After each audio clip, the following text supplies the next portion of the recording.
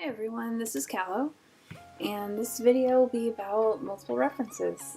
You know, like when you want to draw a guy leaning against a bike and you can't find a single ref of where a guy is leaning on his bike the exact way you want it. Yeah, so this picture I'm working on, it was a commission I did a while back for DoxLe. He wanted his character leaning up against a Kawasaki Ninja. So I was kind of trying to find the right pose and came up short. I found a bike, I found a pose, and that's what I used. I do this for a lot of kind of complex pieces, and I really recommend it. It kind of keeps things interesting, keeps you thinking. If you're a motorcycle pro or an expert, I am sorry and completely apologize for this travesty in so many ways. Like the lack of a kickstand and all. Oh, there's a whole bunch of stuff. I want a motorcycle so bad, but like a classic Harley or... Anyway, so I wanted a challenge because I usually don't do bikes or anything mechanical.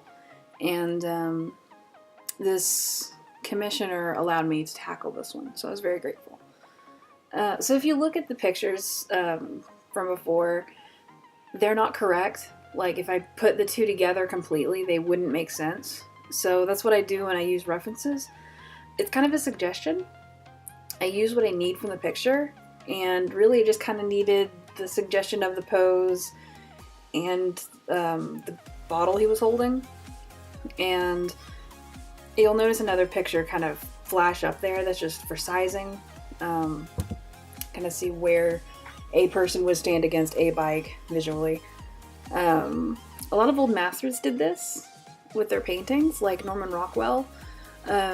He would have his models sit in a similar area with a few items and like using a table or a counter, and he would just go from there and paint and be amazing into a masterpiece.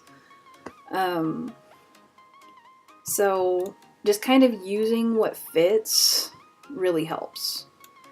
And after I get the basics, that's when I go into detail. But important things to remember when you're working with multiple refs is you don't need something perfect, like your perfect pose for your finished picture. It's always going to be different unless you're using a picture to paint a realism picture or something. If it's going to look exactly like the picture, then yes, okay. But if not, then it's going to look very similar. So don't worry about the poses being perfect, and get something close to the reference that you need. You can mesh pictures together to fit your needs in a program, but that's kind of another thing altogether. A note about those pictures I used too. I'm horrible. They are just from Google. I'm not using them 100% by themselves, so it's okay. You should always credit your references if you're heavily referencing them, but yeah, I just kind of gauge them.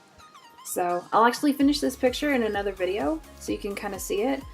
I hope you liked my mini thoughts on multiple references. Thanks. Bye.